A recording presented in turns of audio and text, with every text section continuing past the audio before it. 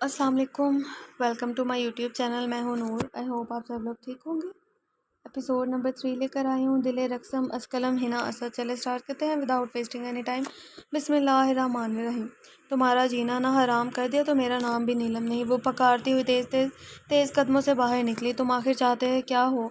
नीलम रसानी ने तीर की तेज़ी से कमरे में आते ही पूछा। इस वक्त कमरे में सलमान रसानी, नीलम और दरान खाजादा वो तीनों ही मौजूद थे। पहले तुमने गार्ड्स को फारिग किया, फिर मेड को वजह बताओ। वो कमर पर हाथ रख कर लड़ाका अंदाज में बोली। आप दोनों इतने मासूम भी नहीं जितना बनने की कोशिश करते हैं। आप दोनों के असल से मेरी पहचान आज से काफ़ी साल पहले की हो चुकी है। मुझे आज भी वो रात अच्छे से याद है जब मेरे बाबा वासे खानज़ादा घर नहीं थे और ये जलील घटिया इंसान हमारे घर पर आया था। मैं आपको ढूंढने आया तो आगे तो आप बेहतर जानती हैं, वो कारदार आवाज़ में बोला। बाबा अचानक घर आ गए और मैं सहम कर दरवाजे की ओर पे छुप गया। मैंने वो सारा मंजर अपनी आंखों से देखा था। जब बाबा ने आप दोनों को साथ देखा तो वो आग बगोला हो गए। इस घटिया इंसान और बाबा के बीच हाथापाई हुई और आपने इस कमीने इंसान को बचाने के लिए बाबा के सर पर शीशे की गुलदान से पीछे से वार किया। आपके ज़रा भी हाथ ना कांपे मेरे बेगुनाह बाप की जान लेते हुए। मेरा वजूद तो पूरी तरह कांप रहा था। अपने बाबा की ज़िंदगी की दुआएं मांग रहा था और इनकी रही सही सांसें इस जालिम इंसान ने छीन ली। आप दोनों कातिल हैं मेरे बाबा के, और मैं इस कत्ल का चश्मदीद गवाह। इस वक्त मैं इस पोजीशन में नहीं था कि आपके खिलाफ कार्रवाई करता, बस सही वक्त का इंतज़ार था। मैं चाहता तो यूं यूं वो उंगलियों से चुटकियां बजाते हुए बोला, यूं तुम्हारी जान लेता। वो सलमान रसानी की तरफ तनफर भरी निगाहों से देखता हुआ बोला, मगर जो इंसान इतनी मौतों का सबब हो वो एक झटके में मर जाए, ये तो ज़्यादती की बात हुई ना। ये तो ज़्यादती की बात है ना मेरी किलर मॉम। वो नीलम रसानी के शाने पर कोहनी टकाए हुए आबरू झुका कर बोला, तुम दोनों तो वो सांप हो। No no, I think I am wrong. सांप कहना जायज़ नहीं, बल्कि ऐसे अजदहे हो जो वक्त पड़ने पर अपनों को ही सालिम निकल लेते हैं, जैसे तुमने अपनी बेटी को निकला और तुमने अपने शौहर को। वो इन दोनों की तरफ इशारा करते हुए जहरखंद लहजे में बोले, तुमने तो इस दौलत को कमाने के लिए, बिजनेस में अपना नाम कमाने के लिए जितने जितने कितने बेगुनाहों की जान ली। पर अफसोस, हाँ, आज वो बिजनेस भी तुम्हारा नहीं रहा। वो हंकारा भरकर बोला, वही कार्स तुम्हारे मददगार थे ना इस सब गैर कानूनी और इंसानियत से गिरे हुए हरकत को अंजाम देने में। इन्हें भी मैंने फारिग किया। आज तुम लाचार और बेबस हो, खुद अपने लिए उठकर पानी भी नहीं पी सकते। इससे ज़्यादा और सज़ा क्या होगी तुम्हारे लिए? इस बेवफा औरत के लिए तुमने मेरे बाप की जान ली थी ना। देखो, वक्त पड़ने पर यही तुम्हें सबसे पहले छोड़कर भागेगी। वो जो अपने वफादार शोहर की ना बन सके, वो तुम्हारी क्या बनेगी? इसने नीलम को भी आईना दिखाया। वो खामोशी खड़ी सिर्फ तिल मिला कर रह गई। फ़िलहाल आपके बस में कुछ नहीं है। मैं तुम्हें यूं ही तिल कर मरते देखना चाहता हूँ, और आज मेरी वो ख्वाहिश पूरी हो गई। आज तुम दोनों खाली हाथ रह गए। मैं चाहता तो कुछ भी गलत कर सकता था, मगर मेरी रगों में वासे खानज़ादा का खून दौड़ रहा है। तुम लोगों को बस सबक सिखाना चाहता था। किसी की भी जान लेने का हक हमें हमारे खुदा ने नहीं दिया। वो हक सिर्फ और सिर्फ इस पाक ज़ात का है। अब तड़पते रहो यूं ही पड़े पड़े। और आप, वो नीलम निशाने की तरफ पलट कर बोला, अगर जेल की हवा नहीं खाना चाहती तो चुपचाप काम पर लग जाएं। सारी ज़िंदगी बड़ी ऐशों में गुजारी, हर वक्त पार्टीज़ और एनजीओज़ के बहाने घर से बाहर। ये वक्त है अपने गुनाहों से तौबा का। अल्लाह अल्लाह करे। और हाँ, सुबह से हाँ घर का सारा काम आप करेंगी। इस घर में कोई मेड नहीं, अंडरस्टैंड? दराम, तुम। वो इसकी बात सुनकर गुस्से से खोलती हुई इसकी जानिब बढ़ी। इससे पहले कि नीलम का हाथ दराम के मुंह पर उठता, दराम ने बीच में से इसे उचक लिया। अगर आप एक अच्छी माँ साबित हुई होती तो मैं खुशी खुशी ये थप्पड़ कबूल करता, मगर आपने कभी मुझे माँ होने का एहसास तक न करवाया। मुझे आज तक आपका प्यार भरा, आपका ममता भरा एक भी लम्स याद नहीं। कभी आपने इस जज्बात से मुझे रोशनास करवाया होता तो अब मुझे भी आपको देखकर अपनी एक माँ का एहसास होता। इसने आहिस्ते से इनके हाथ नीचे करते हुए छोड़ा और लंबे लंबे डग भरता हुआ अपने कमरे की तरफ बढ़ गया। रूम में आया तो वो सामने इस बिस्तर पर घड़ी गठरी बनी बैठी थी। इस वक्त इसकी परेशानी की रगें उभरी हुई मालूम हो रही थी। गुस्सा था कि कंट्रोल से बाहर हो रहा था। अपने दुश्मनों का गुस्सा इस पर निकाले या प्यार करे, ज़हन इस कश्मकश में घिरे हुए था। तो फिर आज तुम पूरी की पूरी मेरी। वो इसी सरता पैर गहरी नज़रों से इसका एक्सरे करते हुए क्रोफर ज़दा लहजे में पकारा, मगर वो अपनी जगह जामिद रही जैसे कोई बर्फ़ का मजमा हो। इसके सुर्ख जर्द تار آنچل کے باہر اس کی گوڑی کلائیاں جو بھر بھر کر سہاگ کی سرخ چوڑیوں میں سجی ہوئی تھی، نازک مخروطی انگلیاں آپس میں پیوست، حنائی ہاتھوں اور بازوں پر اسی کے نام کی مہندی لگائے ہوئے تھی۔ گھونگھٹ اٹھاؤ، وہ اس کے حکم جاری کیا، مگر اس کی حالت ٹس سے مس نہ ہوئی۔ صرف اتنا فرق آیا کہ اب وہ گھونگھٹ میں موجود نقش کی آنکھوں سے آنسو بہنے لگے اور قطار در قطار موتیوں کی مانند اس کے اپنے ہاتھوں پر گرنے لگے۔ اس سے یہ ثابت ہوئی کہ وہ واقعی ایک زندہ ہستی ہے۔ زہر لگتی ہے ہر وقت مجھے مگرمچھ کے آنسو بہاتی ہوئی لڑکیاں۔ اس نے اس کے تن سے آنچل ایک ہاتھ سے کھینچ کر اتارا اور زمین پر پھینکا۔ وہ سہمی ہوئی چڑیا کی مانند آنکھیں میچے اپنی اتل پتل ہوتی ہوئی سانسوں کو بحال کرنے کی کوششوں میں تھی۔ اس کی نظر جب اس کے سوگوار حسن پر پڑی تو وہ پلٹنا بھول گیا۔ آتشی گلابی عروسی لباس میں ملبوس، خوفزدہ سا گلابی چہرہ، بھیگی پلکیں، درد کی سہتے نچلے ہونٹ کو دانتوں میں دبائے، اسے لگا وہ سب بھول گیا اور وہ یہاں کیوں آیا، اس سے بھی بدلہ لینا، یا اسے دیکھ کر وہ ساری دنیا بھول جاتا تھا۔ اور آج بھی وہی ہوا، کیونکہ اس کے محبوب کی ہر ادا ہی نرالی تھی۔ ابھی وہ اس کی سجے سورے روپ کو آنکھوں کے راستے دل میں اتار ہی رہا تھا کہ اس کی آواز خانزادہ کو ہوش میں لائی، جو چہرے پر پریشانی لیے پوچھ رہی تھی، میں جاؤں؟ اس کا جسم ڈر کے باعث ہولے ہولے کانپ رہا تھا۔ وہ آہستگی گلابی رنگ کے ہی میک اپ میں سجی اپنے دو آتشہ روپ سے اسے مزید اپنا اسیر بنا رہی تھی۔ اس کے گالوں پر کچھ دیر پہلے نکلنے والے آنسو جم کر اب میٹھے میٹھے نقوش چھوڑے ہوئے تھے۔ اس نے درام کی بھوری آنکھوں کی تاب نہ لاتے ہوئے خوف سے آنکھیں میچی اور اسے یاد کرنے لگی۔ اس کے تھرتھراتے ہوئے لب شاید کچھ بڑبڑا رہے تھے، شے کون ہے یہ شے؟ وہ اس کے لبوں سے یہ الفاظ سن کر دھڑا۔ اس کے تھرتھراتے ہوئے لب باہم پیوست ہوئے، سر نفی میں ہلایا، مگر حلق میں سے آوازیں نکلنے سے انکاری تھی۔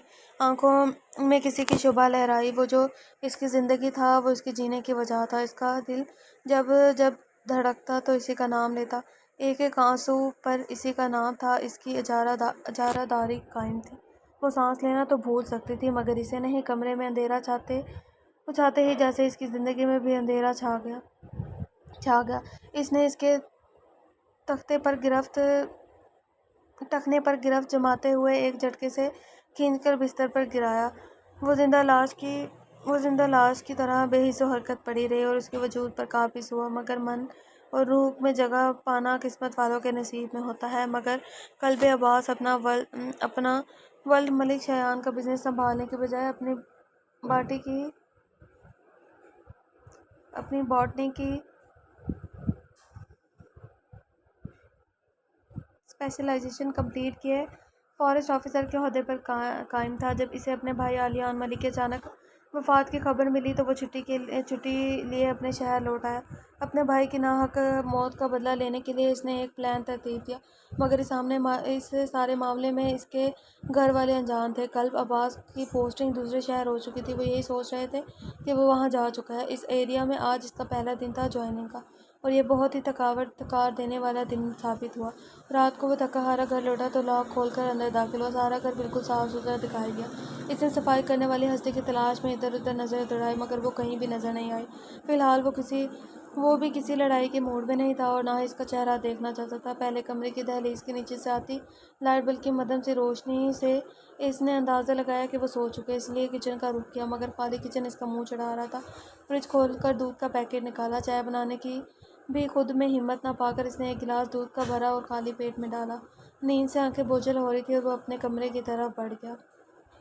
شفق پھوٹی تو ہر طرف اجالا پھیلا۔ اس نے کسمسا کر اپنی آنکھیں کھولی تو خود کو اس کی گرفت میں قید پایا، جیسے ایک دیو کی قید میں ننھی سی پری۔ بمشکل خود کو اس سے جدا کیے وہ بستر سے نیچے اتری۔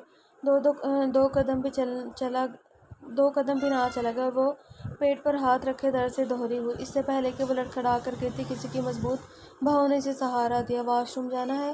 اس کی گمگیر آواز اسے اپنے کانوں کے قریب سنائی دی۔ اس نے آنکھ اٹھا کر بھی دیکھنے کی ہمت نہ کی۔ درام نے اسے باہوں میں بھر کر واش روم کا دروازہ پاؤں کی ٹھوکر سے کھولا اور اسے اندر چھوڑا۔ ٹاول اور باتھ روم کور سے نکال کر اندر لٹکائے ہوئے خود بھی باہر آیا اور بستر پر بیٹھا۔ اپنی آنکھیں زور سے میچتے ہوئے اس نے اپنے بالوں کو مٹھیوں میں جکڑا۔ یہ میں نے کیا کر دیا؟ وہ افسردہ لہجے میں خود سے مخاطب ہوا۔ کیا حالت ہوگی اس کی؟ وہ کسی گہری سوچ میں ڈوبا میں ڈوب گیا۔ ہوش میں تب آیا جب واش روم کا دروازہ کھلا اور اس کے باہر آنے کے قدم اٹھایا۔ 1 منٹ رکو، درام نے اسے باہر نکالنے سے روکا اور پھر اس کے پاس آ کر اسے اٹھائے ہوئے ڈریسنگ ٹیبل کے سامنے رکھے ہوئے اسٹول پر بٹھایا۔ اسی دوران وہ آنکھیں چپکائے بالکل خاموش رہی۔ درام نے اس کے بالوں میں سے ٹاول نکال کر ایک طرف رکھا اور ہیئر برش اٹھا کر نہایت نرمی سے اس کے بال سلجھانے لگا۔ اس نے بہت کوشش کی وہ ایک نظر اٹھا کر اسے دیکھے، مگر اس کی یہ خواہش ادھوری ہی رہ گئی۔ اب تم آرام کرو، درام نے اسے اٹھا کر واپس بستر پر لٹاتے ہوئے کہا، مگر اس کے بالوں میں آتی ہوئی بھینی مہک اس کے حواس چھین رہی تھی۔ اسے مدہوش ہونے میں لمحہ لگا۔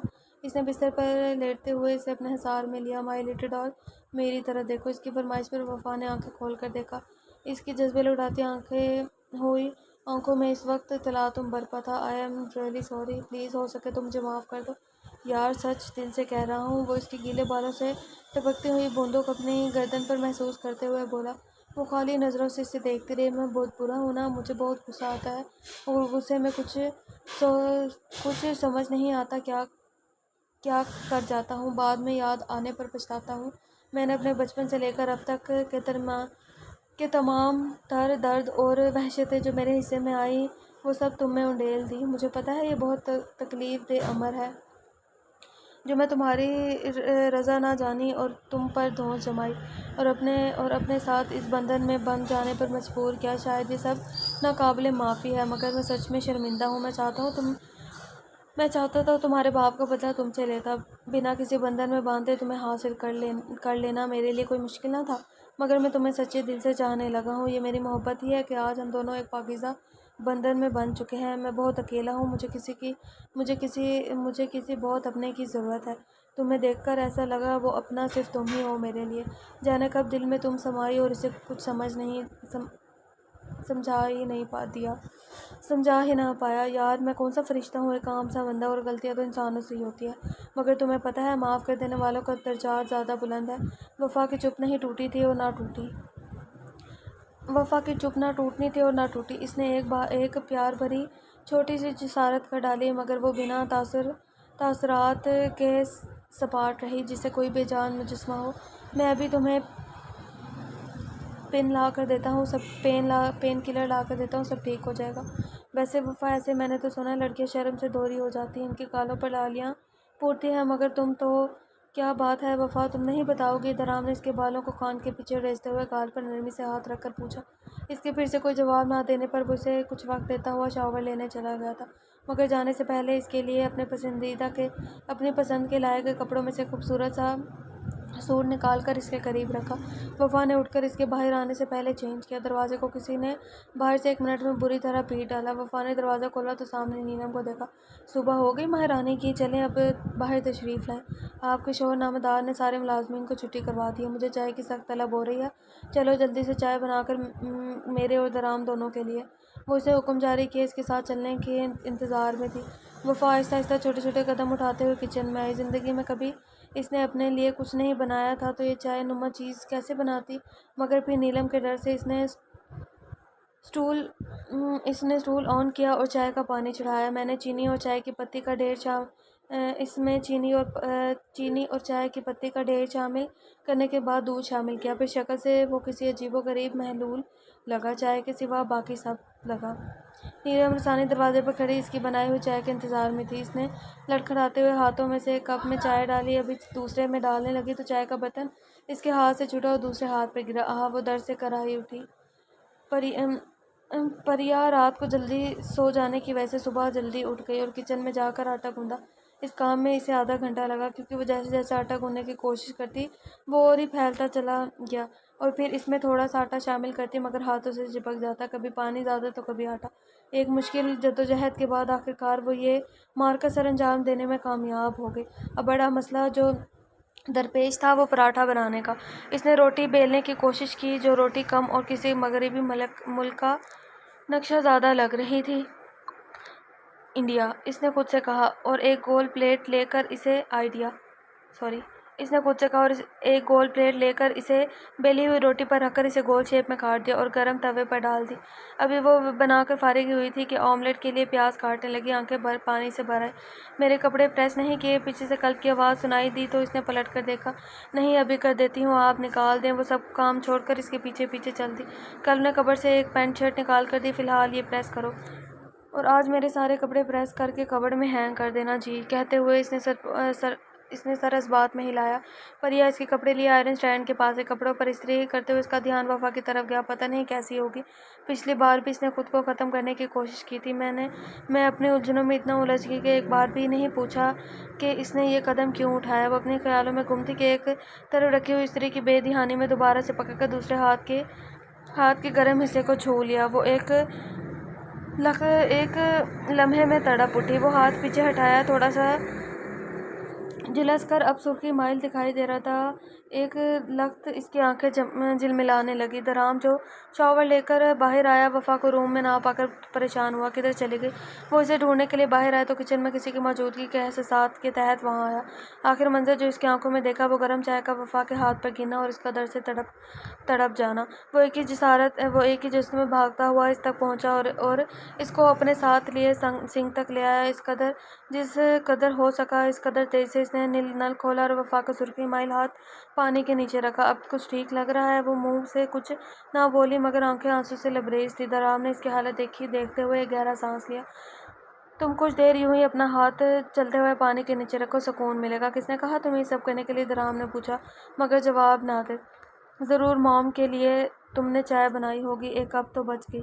موم یہ آپ پی لیں۔ وہ چائے کا کپ اٹھاتے نیلم رسانے کی طرف بڑھا۔ نیلم نے ہاتھ آگے بڑھایا کپ کو پکڑنے کے لیے تو کپ میں موجود گرما گرم چائے چھلک کر ان کے ہاتھ پر گری۔ درام تم نے یہ جان بوجھ کر کیا نا؟ نیلم نے اپنے ہاتھ پر سخت جلن محسوس کی تو چلا کر بولی۔ وہ طنزیہ انداز میں مسکرایا۔ آئندہ آپ کو یاد رہے گا کہ میری بیوی پر بے جا روب جمانے کا کیا انجام ہوتا ہے۔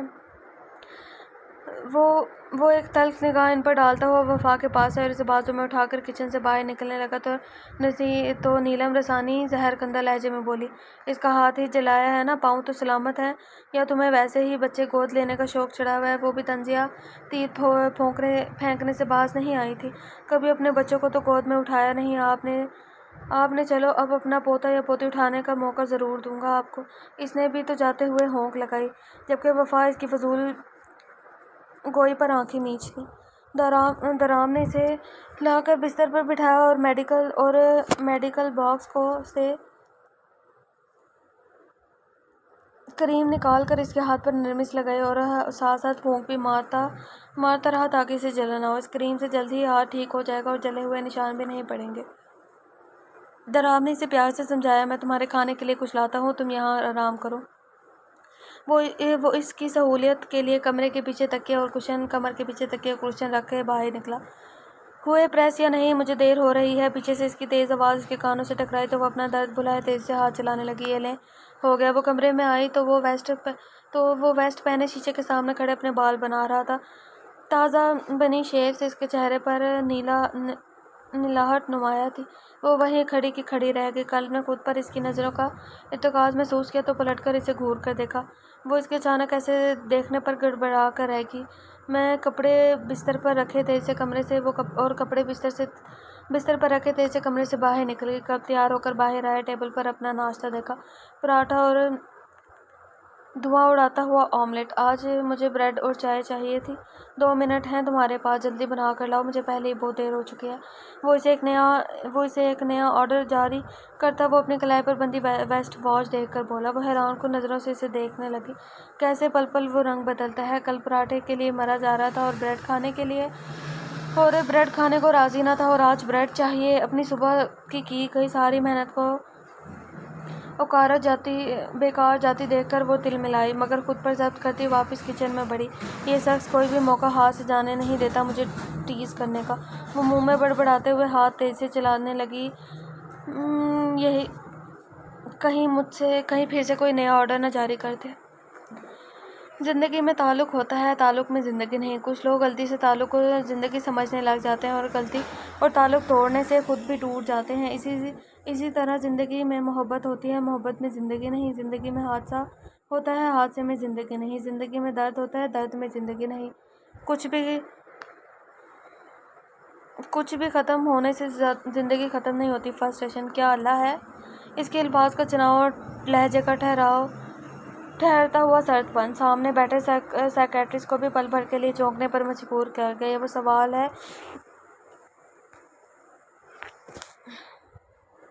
یہ میں نے پڑھا ہے فرسٹ۔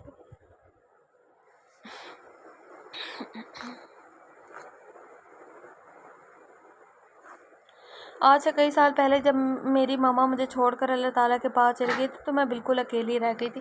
میرے پاس کوئی نہ تھا بات کرنے کے لیے، مجھ سے پیار کرنے کے لیے، نہ پاپا نہ اپیا اور نہ کوئی دوست، سب اپنے اپنے کاموں میں مصروف رہتے۔ بس ایک دن اپیا نے میری تنہائی دور کرنے کے لیے مجھے موبائل لا دیا۔ میں نے اس میں سے ایک ایسے انسان کو دیکھا جو کسی کو بھی دیکھ کر ہنس رہا تھا۔ میں نے حسرت سے اسے دیکھا، یہ کتنا خوش قسمت ہے جو اس کے پاس ہنسنے کی وجہ ہے۔ اور جس طرح وہ پیار بھری انداز سے کسی کو دیکھ رہا تھا، من میں خواہش کی کہ کاش کبھی وہ مجھے بھی یوں ہی پیار بھری نظروں سے دیکھے۔ سیکنڈ سیشن کیا اسے بھی آپ سے محبت ہے؟ نہیں، وہ تو مجھے جانتا بھی نہیں۔ آج کے دور میں ایسی محبت کون کرتا ہے بھلا؟ لوگ نہیں سمجھیں گے۔ جب یادوں کے مندر میں ان کی یاد کی گھنٹیاں بجنے لگ جاتی ہیں تو عجیب سی گھٹن ہونے لگتی ہے،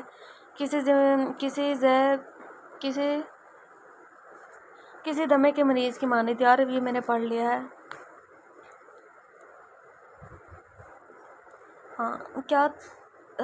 میں نے دیکھا وہ ایک دو سیریل کیے انڈسٹری سے غائب ہو گیا، شاید سیکھنے کے لیے۔ پھر کچھ سالوں بعد اس کی موویز آئی اور اب پھر میں نے ان کے ہر انٹرویو دیکھے، ان کی پسند ناپسند۔ ان کے قریبی دوستوں نے جب ان کی تعریفیں کی تو میں اور بھی ان کی مداح ہوئی۔ تھرڈ سیشن میں نے سجدے میں کیے، پرہیز بھی، آنسو بھی بہائے، اپنی سوچ بدل لی۔ میں بہت سی نعمتیں مانگی، اس سے غائبانہ وعدے بھی کیے۔ میں نے اسے محبت میں اتنی خاموشی سے کی کہ میری خواہش بھی چیخ اٹھی، مگر آج نہ اس کی تمنا ہے نہ طلب۔ وہ سرد آہ بھر کر بیچارگی سے بولی، اگر آپ کو اس کی طلب نہیں تو ایسا کیوں کہا؟ اسی لیے کیونکہ آپ کو ابھی بھی وہی مطلوب ہے۔ میں تنہائی میں اکیلی میں روتی ہوں، چیختی چلاتی ہوں، مگر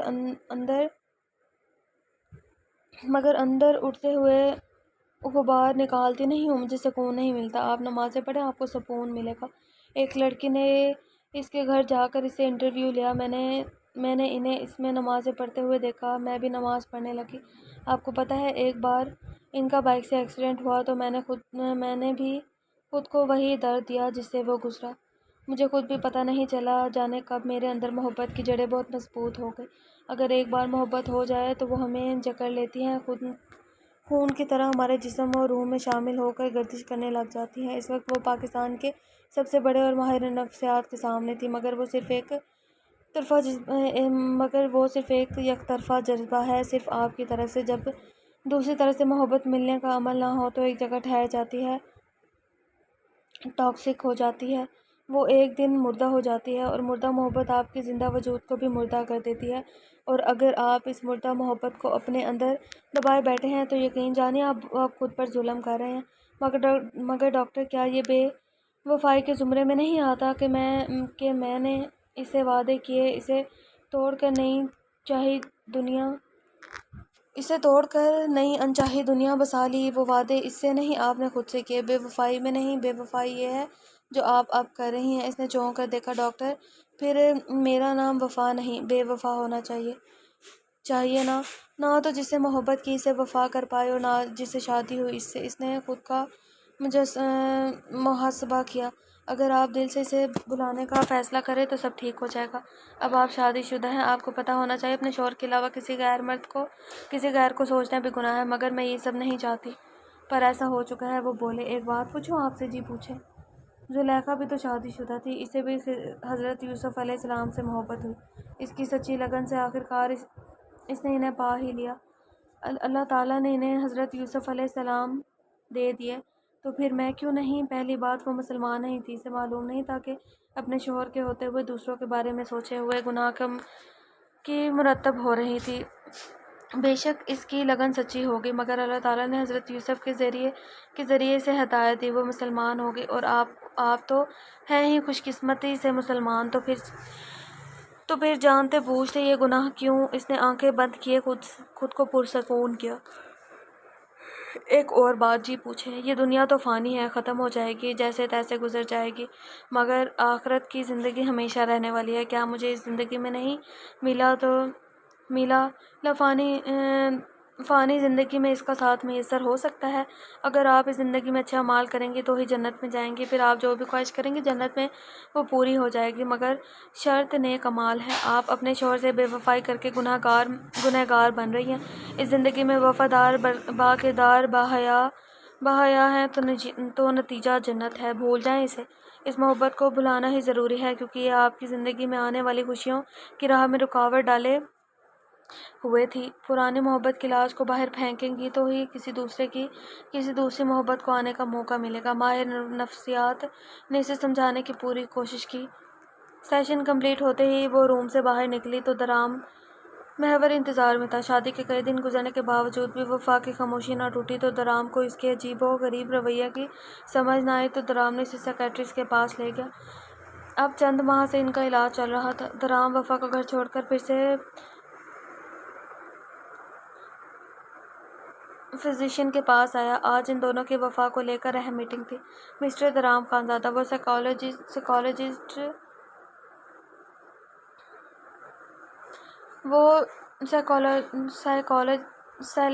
پتہ نہیں یار کیا لکھا ہے، مطلب مجھ سے نہ پڑھا مائنڈ میں آ رہا، پڑھا نہیں جا رہا، ایک منٹ۔ سائیکولوجیکل ڈس آرڈر کا شکار ہے۔ اگر وہ سائیکولوجیکل ڈس آرڈر سائیکولوجیکل ہیلپ نہیں لیتی تو وہ یوں ہی اندر تڑپتی رہتی ہے۔ ایک ماہر نفسیات کے مطابق 3 ماہ میں ایسے انسان اس طرح کے ٹرامے سے باہر آتا ہے، مگر کچھ ایسے لوگ ہوتے ہیں جو اس طرح کی محبت میں بالکل ڈوب چکے ہوتے ہیں، انہیں 6 ماہ تک لگ جاتے ہیں اسے باہر نکلنے میں۔ وہ ٹھیک تو ہو جائے گی، انہیں اس محبت سے باہر نکالا جا سکتا ہے، یہی تو ایک ماہر نفسیات کا کام ہے۔ دیکھیں مسٹر درام، آپ انہیں غلط سمجھ کر منفی سوچ مت رکھیے گا، وہ تنہائی اور خود ترسی کا شکار ہے، مینٹلی ڈسٹرب ہے۔ انہیں جس وقت محبت کی چاہت تھی تب اسے جو نظر آیا اس نے اپنا آئیڈیل بنا لیا۔ کچی عمر میں اگر دل میں کوئی بس جائے تو اسے باہر نکالنا بہت مشکل ہوتا ہے۔ انہیں وقت دے سنبھلنے کے لیے۔ آپ دونوں میں آج آخری بات کیا ہوئی تھی؟ ڈاکٹر، میں نے اسے ہر طرح سے خوش رکھنے کی کوشش کی، اس دن رات خیال رکھا، پیار دیا، جو بن پڑا کیا، مگر وہ مجھے کوئی ریئیکشن نہیں دیتی۔ مجھے تو کچھ سمجھ نہیں آ رہا میں کیا کروں۔ وہ اپنے بالوں کو مٹھیوں میں جکڑے ہوئے شکناہ لہجے میں بولا۔ آج صبح جب میں نے اسے پوچھا، مجھ سے بات نہیں کرتی، کچھ ٹھیک سے کھاتی نہیں، ایسی حالت میں تمہیں اپنی صحت کا خیال رکھنے کے لیے ڈاکٹر نے کہا، تم وقت پر میڈیسن نہیں لیتی، آخر چاہتی کیا ہو تم؟ تو پتہ ہے اس نے مجھے کیا جواب دیا؟ صرف ایک لفظ، چھٹکارا۔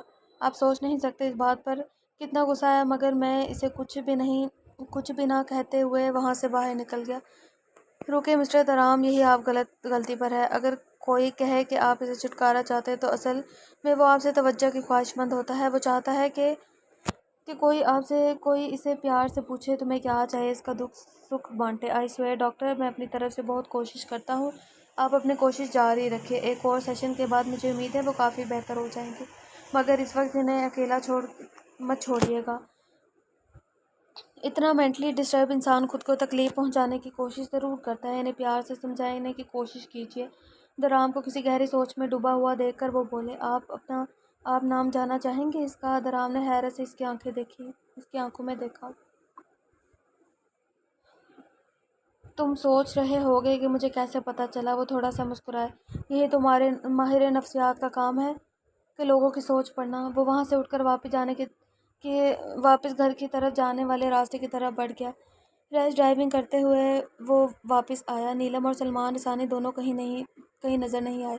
نیلم رسانی کبھی کبھار درام سے چھپ کر پارٹیز میں چلی جاتی، اتنے سالوں کی عادت اتنی جلدی کہاں چھوٹتی تھی، اور سلمان رسانی کا علاج چل رہا تھا۔ درام نے وقتی اپنا بدلہ تو لے لیا تھا، مگر پھر انسانیت کے ناطے اس نے اصلی فیملی ڈاکٹر کو بلا کر ان کا علاج شروع کروا دیا تھا، جس کے باعث ان کی حالت اب پہلے سے بہتر تھی۔ اور وہ بول تو پاتے تھے مگر ابھی بولنے میں تھوڑی مشکل پیش آتی تھی۔ درام اپنے روم میں آیا تو وفا کہیں نظر نہیں آئی۔ بستر پر پڑا ہوا اس کا موبائل نظر آیا۔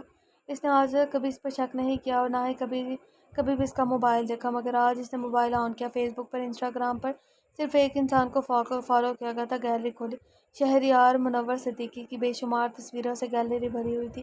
اس کے ماتھوں کی شکنوں میں اضافہ ہوا، پھر رگیں پھولنے لگی۔ اپنے جبڑوں کو دانتوں پر پیستے ہوئے سختی سے بھینچا، آنکھوں سے خون چھلکنے لگا۔ بی کام دران، it's just a celebrity crush, nothing else. اس نے لمبی سانس کھینچ کر خود کو ہی سمجھاتے ہوئے نارمل کیا۔ سلیکل، اس نے سر جھٹکا۔ My little doll, where are you? Washroom check کیا، باہر نکل کر سارا گھر چھان مارا مگر وہ کہیں نظر نہیں ہے۔ کہاں جا سکتے، اس نے دل میں سوچا۔ ہیلو، السلام علیکم، کیسی ہے؟ ہاں وعلیکم السلام، میں بالکل ٹھیک ہوں۔ بیٹا تم نے اس وقت وفا کو اکیلے کیوں آنے دیا اس حالت میں؟ وفا کہاں آئی ہے؟ اس نے حیرانگی سے پوچھا۔ ہاں ابھی کچھ دیر پہلے ہی پہنچی ہے۔ جی ٹھیک، میں آتا ہوں نانی جان، آپ وفا کو مت بتائیے گا، میں آ رہا ہوں۔ اچھا ٹھیک ہے، تم آ جاؤ، میں نہیں بتاتی اسے۔ درام تیزی سے باہر نکلا، گاڑی فل سپیڈ سے بھگاتے وفا کی نانی اماں کے گھر پہنچا، جو ایک مڈل کلاس علاقے میں تھا۔ اسی گھر سے وہ 1-2 دن پہلے بھی وفا کو اٹھا کر لے کر آیا تھا، جب وفا کو انجانے میں چوٹ بھی آئی تھی۔ آ گئے تم؟ جی نانی جان، وفا کہاں ہے؟ تم دیکھ لو، کچھ دیر پہلے ہی تو روم میں گئی تھی، اب پتہ نہیں کہاں ہے۔ میں تھک گئی ہوں، بس تمہارا انتظار تھا، اب دوائیاں لے کر سوؤں گی۔ بیٹا تم رات بے شک یہیں گزار لینا، رات کافی ہو چکی ہے۔ جی ٹھیک، آپ آرام کریں، میری فکر مت کریں، میں وفا کو دیکھتا ہوں۔ اس نے وفا کی تلاش میں نظریں دوڑائی مگر وہ کہیں نہیں تھی، پھر اسے ڈھونڈتا ہوا چھت پر آیا۔ چھت بھی خالی تھی۔ اس کی نظر چھت کی بیک سائڈ پر بنے قبرستان میں پڑی، جہاں ایک حولیہ نظر آیا۔ اس نے غور کیا، وہ کوئی اور نہیں، اس کی وفا تھی۔ وہ تیزی سے بھاگتا ہوا سیڑھیاں نیچے اترا اور برق وقت رفتاری سے اس کے قریب پہنچا، جو اندھیری رات میں قبرستان میں بیٹھی ہوئی اپنی ناک چھوٹے چھوٹے ہاتھوں سے مٹھی کھود رہی تھی۔ درام کو وہاں دیکھ کر شوق رہ گئی۔ وفا، تمہیں ذرا بھی احساس ہے تم مجھ پر کیا گزری ان لمحوں میں؟ مگر تمہیں کیسے احساس ہوگا؟ تمہارے دل میں میرے لیے احساس ہی تو نہیں ہے۔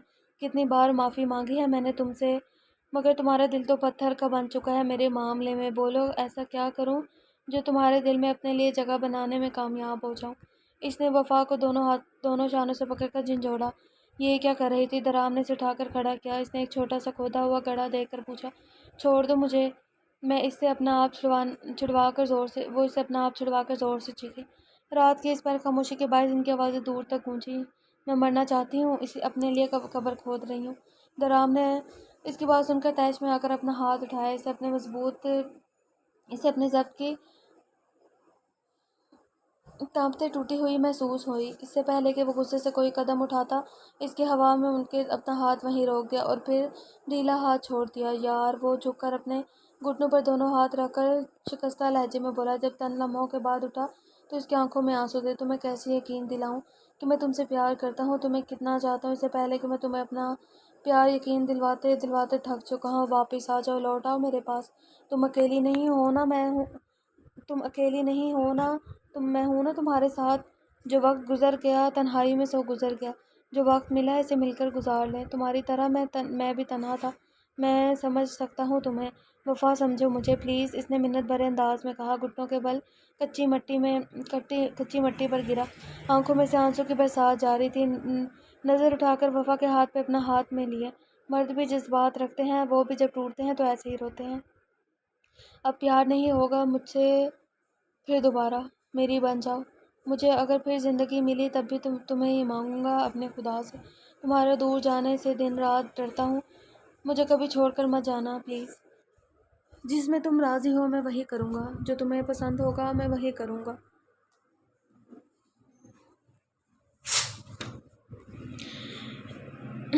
ایک بار مجھ پر بھروسہ کر کے تو دیکھو۔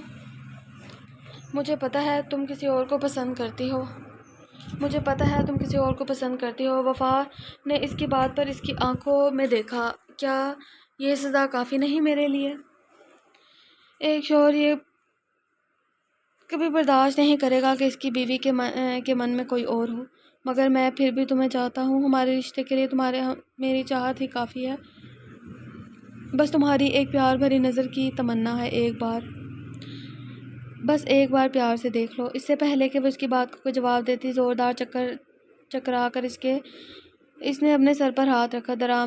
درام نے اسے بروقت سنبھالا، اپنے بازوں میں اٹھایا، وہ اسے وہاں سے لاتا گاڑی کی پچھلی سیٹ پر لٹا کر گاڑی کا رخ ہاسپٹل کی طرف کیا۔ 10 منٹ کی مسافت طے کی، ایک ہاسپٹل نظر آیا تو اسی کے سامنے گاڑی روکتے ہوئے وہ اسے لیے اندر آیا۔ ڈاکٹر پلیز اسے دیکھیں کیا ہوا ہے، یہ تو ایمرجنسی کیس ہے، وہ اس کی حالت دیکھ کر بولا، پھر اسے اسٹریچر پر ڈالے ہوئے فوراً آئی سی یو میں لے گئے۔ ایک ایک پل 100 سال کے برابر لگا، وقت کاٹے نہیں کٹ رہا تھا۔ وہ بے چینی سے باہر ادھر سے ادھر چکر کاٹ رہا تھا۔ دلوں کی دھڑکنوں کی تھاپ اس کے کانوں میں سنائی دینے لگی۔ اللہ تعالیٰ میری وفا کو کچھ نہ ہو، اسے بچا لے۔ اس نے آنکھیں بند کیے پورے جذب سے دعا کی۔ آپریشن تھیٹر کی جلتی ہوئی لائٹ بند ہوئی تو درام نے بے قراری سے اندر سے آنے والے ڈاکٹر کو دیکھا اور تیز تیز قدم چلتا ہوا ان کے قریب آیا۔ سب ٹھیک ہے نا ڈاکٹر؟ اس نے پوچھا۔ آئی ایم سوری، وہ اس کے شانوں پر ہاتھ رکھ کر افسردہ سے لہجے میں بولے، کبھی کبھی زندگی ہمارا امتحان لینے پر آ جاتی ہے، اور وہ بھی پوری طاقت کے ساتھ۔ امتحان بھی ایسا کہ نہ کسی کو بتایا جا سکتا اور نہ کسی سے مدد لی جا سکے۔ ہم نے اپنی پوری کوشش کی مگر ہم آپ کی بیبی کو بچا نہیں پائے۔ درام کا دل ایک بار پھر رک کر پھر سے دھڑکا تھا۔ وفا کیسی ہے؟ اس نے ڈرتے ہوئے سوال کیا۔ آپ پلیز تحمل سے میری بات سنیے گا، ڈاکٹر نے درام کے شانے پر ہاتھ رکھ کر کہا۔ اس کا ایک ایک عضو کان بنا وفا کے بارے میں جاننے کے لیے۔ پیشنٹ شاید دماغی طور پر کافی ڈسٹرب تھی۔ آپریشن کے دوران وہ بالکل بھی رسپانس نہیں دے رہی تھی، ایسے جیسے وہ جینا نہیں چاہتی ہو۔ اس کی حالت کافی کریٹیکل ہے، آنے والے 48 گھنٹے ان کے لیے بہت اہم ہے۔ دعا کریں انہیں ہوش آ جائے، ورنہ یہ آپ کیا کہہ رہے ہیں ڈاکٹر؟ ایسا نہیں ہو سکتا، اس نے تڑپ کر غمزدہ لہجے میں کہا۔ ایک اور بات، درام نے نم آنکھوں سے ان کی طرف دیکھا جیسے کہنا چاہتا ہو اب اور کون سی قیامت ڈھانی رہ گئی ہے؟ اگر آپ کی وائف ٹھیک ہو گئی تو وہ کبھی ماں نہ بن پائیں گی۔ اگر ایسا ہوا تو کوئی معجزہ ہی ہوگا۔ اگر آپ کی وائف ٹھیک ہو بھی گئی تو وہ کبھی ماں نہیں بن پائیں گی، ٹھیک ہے؟ وہ ڈھیلے وجود کے ساتھ الٹے قدم لیتا ہوا دیوار کے ساتھ جا لگا۔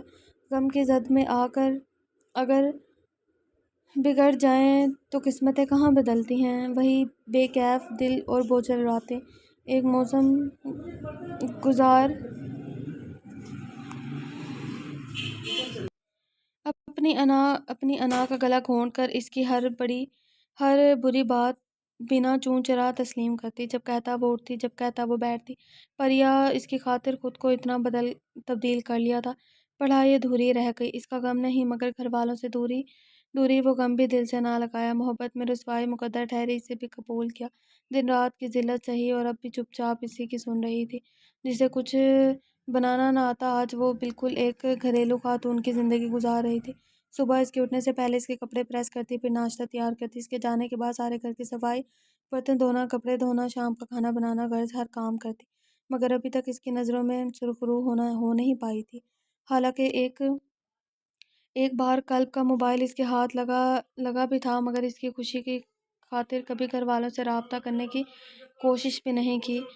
جنگلاتی علاقہ تھا، برسات کا موسم جب سے شروع ہوا تھا، یہاں موسم زیادہ تر ابر و آلود رہتا۔ صبح سے آسمان کو سیاہ بادلوں نے گھیرا ہوا تھا، ٹھنڈی ٹھنڈی ہواؤں نے ماحول کو مزید خوشگوار بنا رکھا تھا۔ وہ چھت پر آئی، دور دور تک کوئی گھر دکھائی نہیں دے رہا تھا، جہاں تک نگاہ جاتی صرف ہرے بھرے درخت ہی دکھائی دے رہے تھے۔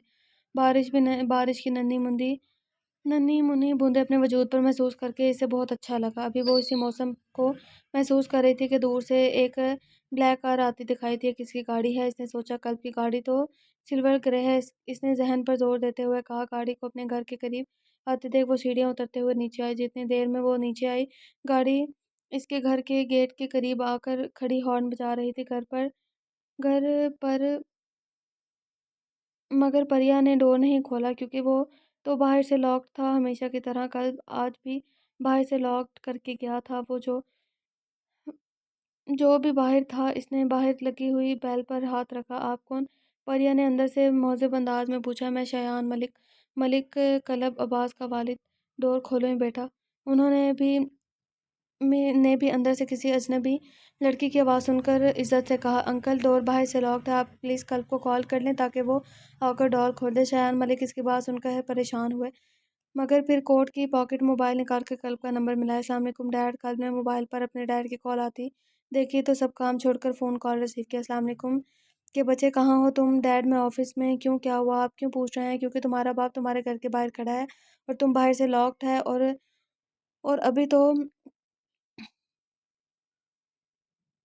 اور ابھی تو پوار پڑ رہی ہے۔ جلدی کر پہنچو اس سے پہلے کہ بارش تیز ہو جائے اور میں بھی پوری طرح بھیگ جاؤں۔ ڈیڈ میں بس کچھ ہی دیر میں آتا ہوں۔ ڈیڈ آپ پلیز گاڑی میں ہی بیٹھ جائیں اتنی دیر میں۔ وہ فون کان سے لگائے ہوئے کیز لے آفس سے باہر نکلا اور گاڑی میں بیٹھا۔ مجھے تمہارے مشورے کی ضرورت نہیں، کہاں بیٹھوں کہاں نہیں، گھر پہنچو پھر تمہاری کلاس لیتا ہوں اچھے سے۔ انہوں نے مصنوعی دھمکی دیتے ہوئے کال بند کی۔ تھوڑی دیر میں ہی کلب گھر پہنچ چکا تھا۔ السلام علیکم ڈیڈ۔ وعلیکم السلام۔ وہ ان کے گلے لگا۔ کیسے ہیں آپ؟ تمہیں اس سے کیا، ہم جیے یا مرے؟ وہ مصنوعی غصہ دکھاتے ہوئے بولے۔ Sorry dead. اس نے کان پر ہاتھ رکھ کر ہنستے ہوئے کہا۔ اس نے کیز نکال کر ڈور انلاک کیا۔ تمہاری ماں بھی تمہیں یاد کر رہی تھی۔ دونوں ساتھ ساتھ چلتے ہوئے اندر داخل ہوئے۔ پریا نے جب کلب کی گاڑی کی آواز سنی تو وہ بھاگ کر اندر جا چکی تھی۔ کتنی بار کہا ہے کہ میں اکیلا اتنا بزنس نہیں سنبھال سکتا۔ چھوڑ دو یہ نوکری، وہ اپنا بزنس سنبھالو، اس طرح ہم تمہارے ساتھ بھی رہ سکیں گے۔ اس جاب کی وجہ سے تم ہم سے مہینوں مل نہیں پاتے، مگر تم ہو کے سنتے ہی نہیں۔ سارے شکوے کھڑے کھڑے ہی کر لیں گے۔ آئیے پہلے پانی تو پی لیں۔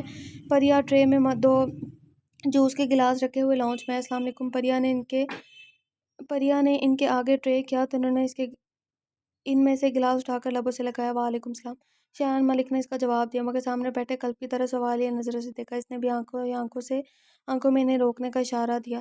ڈیڈ کے لیے اچھا سا کھانا بناؤ، رات کا کھانا اسپیشل ہونا چاہیے۔ جاؤ جا کر تیاری کرو۔ جی۔ بس اتنا کہہ کر وہ کچن کی طرف بڑھ گئی۔ وہ خاموشی سے صوفے پر ٹیک لگائے بیٹھے تھے اور کلب کے بولنے کا انتظار میں تھے۔ کون ہے یہ؟ بالآخر وہ بول پڑے۔ آپ کو کیا بالکل یاد نہیں؟ آپ نے اس کو کہاں دیکھا ہے؟ سوال میں نے پوچھا ہے، مجھے اس کا جواب دو۔ سلمان رسانی کی بیٹی پریان رسانی۔ وہ چند لمحوں کے لیے تو شاک رہ گئے۔ کل مجھے ٹھیک سے بتاؤ، کہیں تم نے اسے بدلہ لینے کے لیے تو نہیں؟ کل سر جھکائے ہوئے خاموش بیٹھا تھا۔ تمہاری اس خاموشی کا کیا مطلب دوں؟ وہ ٹھیکے لہجے میں بولے۔ دیکھو کل، بھول جاؤ سب، بار بار اس کو یاد کر کے خود کو اذیت مت دو۔ اب ہماری کل کائنات تم ہو اور ہماری کل کائنات صرف تم اور ہماری جمع پونجی۔ تمہیں دکھ میں دیکھ کر ہم بھی خوش نہیں رہ پائیں گے۔ جسے جانا تھا وہ چلا گیا، شاید یہی اس کی قسمت میں لکھا تھا۔ قسمت میں لکھا نہیں تھا ڈیڈ، قسمت میں لکھا گیا تھا۔ اس نے لکھا۔ وہ زہر خط لہجے میں گویا ہوئے۔ عصر کی اذان ہوئی تو وہ دونوں نے خاموشی سے اذان سنی۔ میں نماز ادا کر کے آتا ہوں، پھر بات کرتے ہیں۔ وہ اپنی جگہ سے اٹھ کھڑے ہوئے۔ دونوں نماز کی ادائیگی کے بعد واپس گھر آ کر بیٹھے۔ شایان ملک نے دھیرے سے اپنی بات کا آغاز کیا۔ ارشاد باری تعالیٰ ہے کہ کسی نے موت اور زندگی کو پیدا کیا تاکہ ہماری آزمائش کرے کہ تم میں کون اچھے عمل کرتا ہے اور کون زبردست بخشنے والا ہے۔ سورۃ ملک کی آیت۔ ان اللہ مع الصابرین۔ بے شک اللہ صبر کرنے والوں کے ساتھ ہے۔ قرآن کریم میں اللہ تعالیٰ نے غصہ، بدلہ اور انتقام تینوں کو ایک ہی مقام پر موضوع بنا کر اس کے حدود واضح کر دی ہیں۔ سورہ شعراء میں ارشاد باری تعالیٰ ہے کہ اللہ کا بہترین بدلہ ان اہل ایمان کے لیے ہے جنہیں آ کر غصہ آ جائے تو وہ درگزر کر جاتے ہیں، اور جب ان پر زیادتی کی جاتی ہے تو اس کا مقابلہ کرتے ہیں۔ برائی کا بدلہ ویسے ہی برائی ہے، مگر جو کوئی معاف کر دے اور اصلاح کر لے اس کا اجر اللہ کے ذمہ ہے۔ شایان ملک نے اسے بتایا۔ مگر ڈیڈ، اللہ ظالموں کو پسند نہیں کرتا، اور جو لوگ ظلم ہونے کے بعد بدلہ لیں ان کو ملامت نہیں کی جاتی۔ ملامت کے مستحق تو وہ ہوتے ہیں جو دوسروں پر ظلم کرتے ہیں اور زمین میں ناحق زیادتیاں کرتے ہیں۔ ایسے لوگوں کے لیے دردناک عذاب ہے۔ قلب کے رکنے پر شایان ملک نے پھر سے کہا، تاہم اس بات کی اجازت ہرگز نہیں ہے کہ ایک شخص کا بدلہ دوسرے سے لیا جائے۔ یہ لڑکی بے قصور ہے، اسے بدلہ لینا جائز نہیں۔ اسی طرح بدلہ لیتے وقت کسی قسم کی زیادتی کرنے کی اجازت قطعا نہیں ہے۔ میں نے اچھی طرح پڑھا ہے کہ سورۃ بنی اسرائیل کی آیت میں یہ بالکل واضح ہے کہ قتل کے جواب میں قاتل کی جان لینے تک کا حق اللہ تعالیٰ نے انسانوں کو دیا ہے، اور ریاست بدلہ لینے کے لیے اس کے عمل میں اس کی مدد کی ہے۔ میں بھی اس بات کو جانتا ہوں۔ تم اسے معاف کرو گے یا نہیں؟ اب ان باتوں سے کیا نتیجہ نکلا؟ ڈیڈ، آپ کے لیے کھانا لگواؤں؟ جو میں نے کہا اس کا جواب دو۔ میں نے پہلی نظر میں اسے پہچان لیا تھا۔ تم نے ابھی تک اسے برابری کا درجہ نہیں دیا۔ ایسی کوئی بات نہیں ڈیڈ، اسے ہر چیز میسر ہے، اس گھر میں کسی چیز کی کمی نہیں ہے۔ جو میں چاہتا ہوں وہ تم سمجھ نہیں رہے یا سمجھنے کی کوشش نہیں کرنا چاہتے، ایسے اسے اس کا مقام دو۔ پریا جو بتانے آ رہی تھی کہ کھانا تیار ہو چکا ہے، ان کی آخری بات سن کر اس کے قدم وہیں جم گئے۔ میری باتوں پر غور ضرور کرنا جی ڈیڈ، بہت بھوک لگی ہے، اپنی بہو کے ہاتھ کا کھانا قسمت والوں کے نصیب میں ہوتا ہے بھائی، مجھے تو اب اور صبر نہیں ہو رہا۔ پریا بیٹا، انہوں نے وہیں سے اسے آواز لگائی۔ وہ چھوٹے چھوٹے قدم اٹھاتے ہوئے وہاں آئے۔ کھانا تیار ہو گیا جی پاپا، اس نے نرمی سے کہا۔ ادھر آؤ۔ انہوں نے اسے اپنے پاس بلایا اور ان کے پاس آ کر صوفے پر بیٹھ گئے۔ انہوں نے اس کے سر پر ہاتھ شفقت بھرے انداز میں رکھا۔ مجھے بہت اچھا لگا تم نے مجھے اپنے پاپا کی جگہ دی، آج سے تم میری بہو نہیں میری بیٹی ہو۔ انہوں نے اسے اپنے ساتھ لگایا تو وہ بھی ان کے شانے سے لگی آنسو گالوں پر پھسلنے لگے۔ میں پاپا کی یاد آتے ہوئے اب یہ باپ بیٹی کا میلو ڈرامہ ختم ہو گیا تو کھانا ملے گا، وہ چڑھ کر بولا۔ جی، وہ اٹھ کر کچن کی طرف بڑی کھانا نکالنے کے لیے۔ رات کی تاریکی ہر طرف اپنے پر پھیلا چکی تھی، مگر برستی بارش نے ماحول کو تاش پیدا کیا ہوا تھا۔ بجلی کی خوفناک کڑک نے درختوں کو بھی سہما دیا تھا۔ وہ ایسے موسموں میں کبھی باہر نہ آتی، مگر یہ جو بے لگام دل ہے نا، اگر کہیں کسی سے لگ جائے تو انسان کو تو کہیں چھوڑ جاتا ہے۔ وہ کاموں سے فارغ ہوتے باہر لان میں آئے۔ شاید دل میں چھپا یا غبار اس بارش میں چھٹ جائے۔ شایان ملک اپنے کمرے میں آرام کرنے جا چکے تھے۔ کلب اپنے روم میں تھا، آج کی باتوں کے بارے میں سوچ رہا تھا کہ بجلی کی گرج نے اس کے خیالوں سے باہر نکالا۔ وہ ہوا کے زور سے کھلی ہوئی کھڑکی کو بند کرنے کے لیے اٹھا تو باہر اس کی نظر باہر لان میں پڑی۔ وہ بارش میں مکمل طور پر بھیگ چکی تھی، چہرہ آسمان کی جانب اٹھائے، آنکھیں بند کیے لان کی گھاس پر لیٹی ہوئی تھی۔ عجیب پاگل لڑکی ہے، بستر چھوڑ کر باہر بارش میں لیٹی ہے۔ وہ تیز قدموں سے دروازہ کھول کر باہر نکلا، سامنے اس پر ایک تفصیلی نظر ڈالی جس کا سرابہ بھیگنے کی وجہ سے نمایاں ہو رہا تھا۔ بجلی پھر زور سے کڑکی، مگر وہ اپنی حالت سے ٹس سے مس نہ ہوئی۔ اندر چلو، وہ دھاڑنے کے انداز میں بولا۔ پریا نے آنکھیں کھول کر دیکھا، وہ دشمن جہاں سامنے موجود تھا۔ جاؤ یہاں سے، اتنے مہینوں کی چھٹی ٹوٹی تو وہ بھی اس کے لہجے میں بولی۔ میں نے جو کہا سنائی نہیں دیا؟ سب سنائی دیتا ہے، پہلے یہ بتاؤ تم اسے پیار کرتے ہو؟ میں اس سوال کا جواب دینا ضروری نہیں سمجھتا، وہ جان چھڑوانے کے انداز میں بولا۔ پہلے مجھے میرے سوال کا جواب چاہیے، پھر میں چاہوں گی۔ وہ بھی اپنی بات پر ضد ہوئی۔ نہیں کرتا پیار؟ یہی سننا چاہتی تھی تو اچھے سے سن لو، نہیں کرتا پیار، وہ چلایا، مگر اس کی آواز تیز بارش کی وجہ سے دب کر رہ گئی تھی۔ وہ اس کے جواب پر آنکھیں موندے رونے لگی۔ اس کے آنسو برسات کے پانی کے ساتھ ساتھ پانی بھر کر بہنے لگے۔ مل گیا جواب، اب چلو کمرے میں۔ کون سے کمرے میں؟ وہ تیز آواز میں بمشکل آنکھیں کھول کر بولی۔ بارش کی تیز بوندیں اس کے بار بار پلکیں چپکانے پر مجبور کر رہی تھی۔ جہاں تمہیں ہونا چاہیے۔ اوہ اچھا، تم اپنے پاپا کے کہنے پر میرے ساتھ اپنا رشتہ نبھانے آئے ہو، وہ طنزیہ انداز میں مسکراتی ہوئی بولی۔ تم کچھ زیادہ نہیں میرے سر پر چڑھ رہی؟ جو کہا ہے اتنا کرو، چلو اندر۔ وہ اپنی پریشانی پر بکھرے گیلے بالوں میں ہاتھ ڈال کر انہیں پیچھے کرتا ہوا بولا۔ میں بھی دیکھتی ہوں آج کون مجھے یہاں سے لے کر جاتا ہے۔ نہیں چاہیے مجھے کسی کے کہنے پر تمہاری بھیک میں دیے گئے چند غربت کے پل۔ تم اب مجھے غصہ دلا رہی ہو، مرد کو غصہ دلانے کے بعد نقصانات عورت کے حصے میں ہی آتا ہے۔ وہ تھوڑا نیچے جھکا اور اس کی کمر میں ہاتھ ڈالتے ہوئے اسے اٹھا کر اپنے شانے کی ایک طرف ڈالا اور اندر کی جانب قدم اٹھانے لگا۔ چھوڑو مجھے، میں کہہ رہی ہوں، چھوڑو مجھے۔ وہ اس کی پشت پر مکے برسانے لگی۔ وہ اس کے رخ اپنے کمرے کی بجائے کل کے کمرے کو دیکھ کر اور طیش میں آئے اور اس کے شانے پر دانت کاٹ دیے۔ چھوڑو مجھے، مگر مقابل پر ذرا اثر ہونے کے برابر تھا۔ اس نے پریا کو لا کر بستر پر پھینکا۔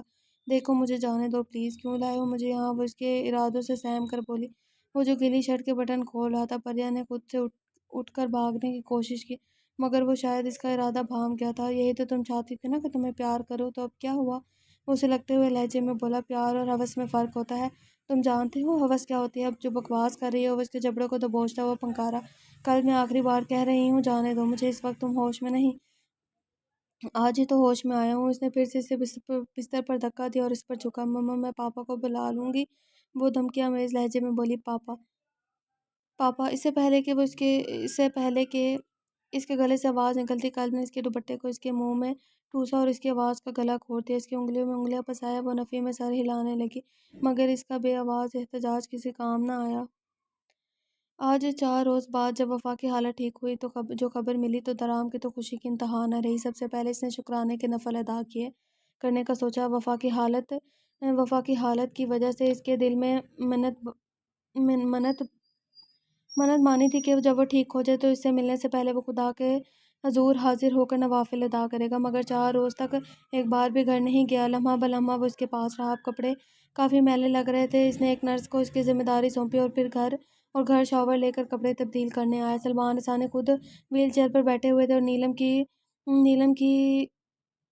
نیلم ان کی ویل تھامے پیچھے کھڑی تھی۔ شاید وہ بھی سلمان کے کہنے پر اسے بلانے آئی تھی۔ درام وہ لڑکھڑائی ہوئی آواز میں بولے۔ درام ان کی آواز سن کر رکا۔ پریا کا پتہ کیا؟ میں نے پولیس اسٹیشن میں رپورٹ لکھوائی ہوئی ہے، مگر ابھی تک کوئی سراغ نہیں مل پایا۔ میں خود بہت پریشان ہوں، مگر آپ کو کیا، گھر، بزنس اور اوپر سے وفا کی حالت، میں پاگل ہو کر رہ جاؤں گا۔